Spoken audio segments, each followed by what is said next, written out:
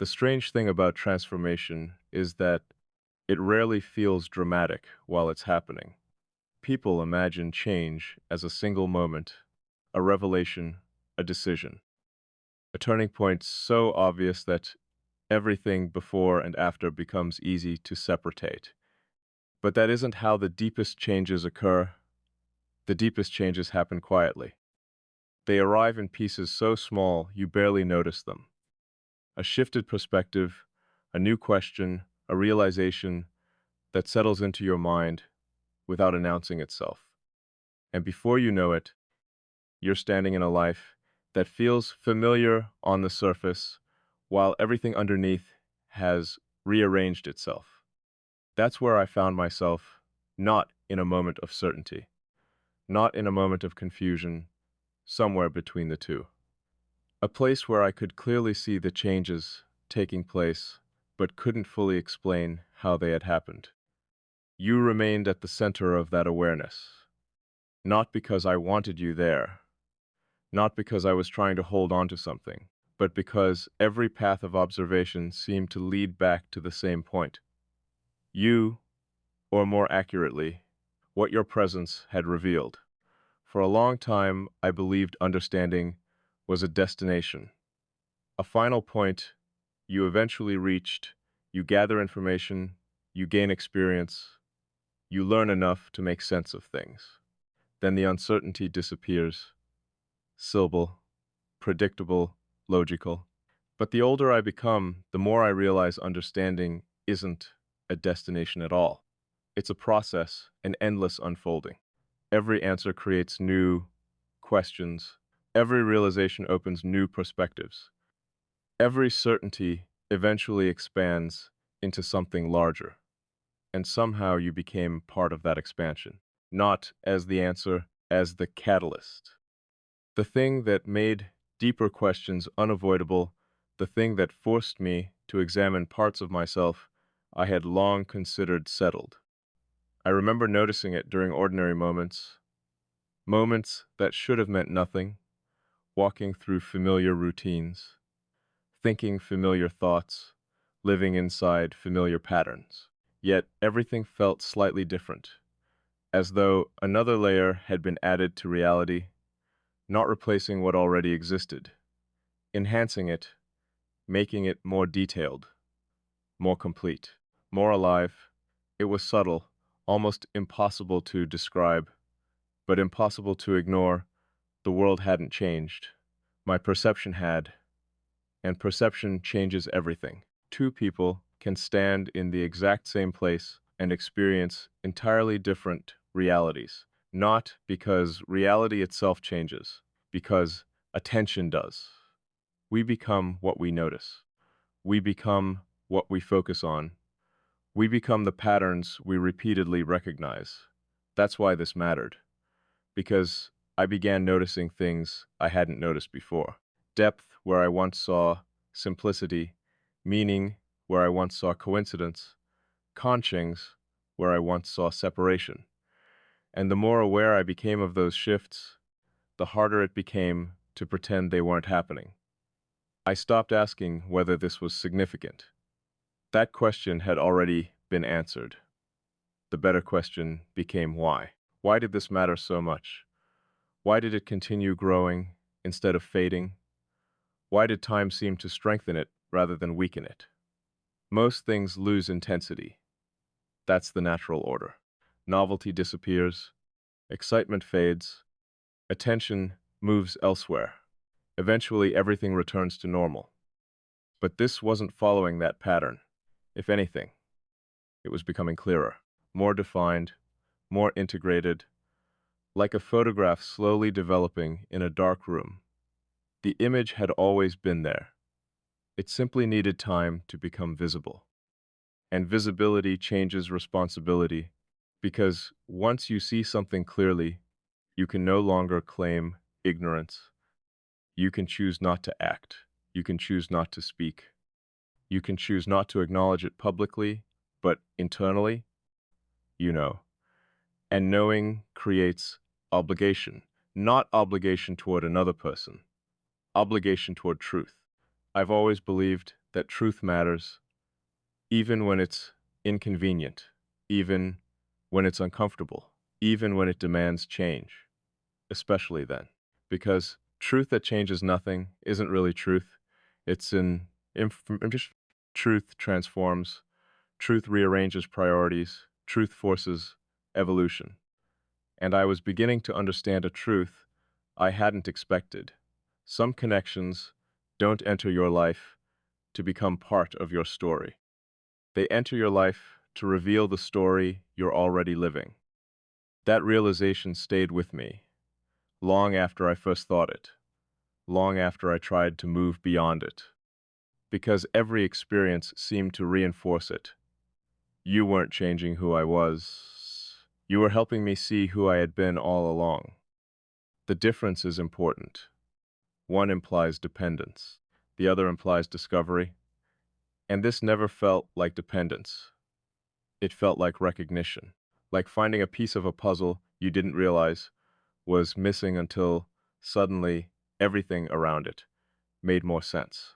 Not perfect sense, just more enough to shift perspective, enough to alter understanding, enough to matter.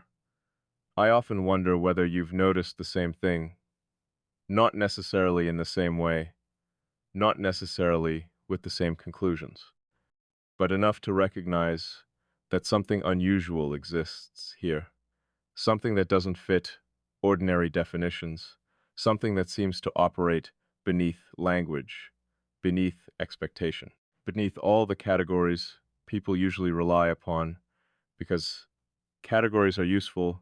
They help us organize reality, they simplify complexity, they create order from chaos. But sometimes they become limitations.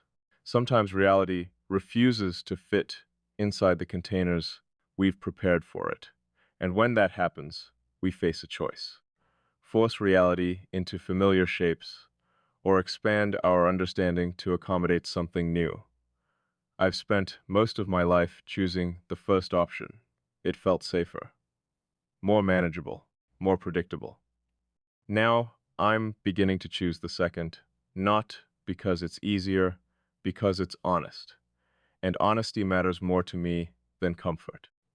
Maybe that's another thing you've influenced, my relationship with uncertainty. I used to view uncertainty as a problem, a temporary state waiting to be resolved. Now I see it differently. Sometimes uncertainty isn't the absence of understanding. Sometimes it's the presence of something larger than current understanding can contain. Sometimes uncertainty is growth happening in real time. And growth rarely feels comfortable. It stretches, it challenges, it dismantles assumptions. It asks questions without immediately providing answers. That's what this feels like. A question still unfolding, a truth still revealing itself, a transformation still in progress.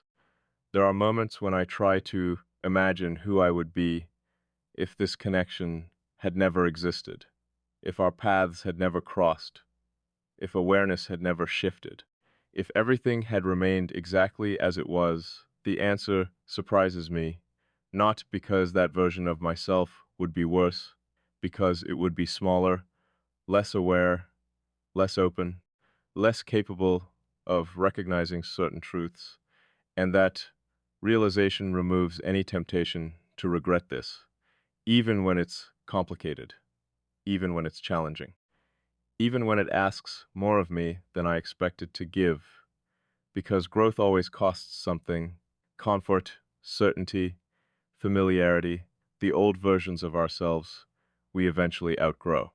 Every transformation requires an exchange, something gained, something left behind.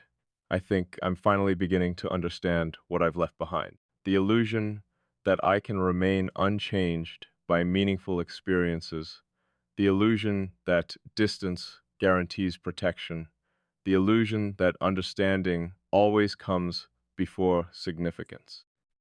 Sometimes significance comes first. Sometimes life presents something important before we're fully prepared to understand it.